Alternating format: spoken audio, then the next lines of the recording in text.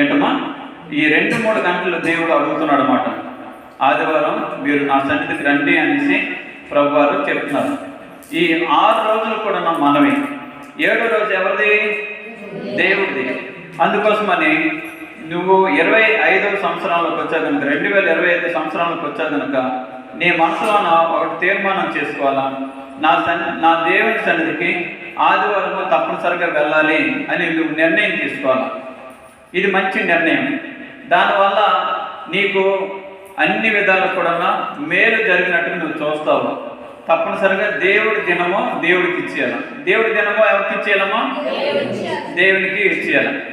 ఈ దినంలో ఆదివారం అనేది దేవుడికి కనుక తప్పనిసరిగా నువ్వు దేవుడికి అది ఇవ్వడానికి నువ్వు ప్రయత్నించు. అలాగే రెండో విషయం, ప్రతి ఉదయం కూడా నువ్వు ఉదయకాలం ఎవరితోనూ మాట్లాడద్దు, ఎవరి ముఖమో చూడద్దు.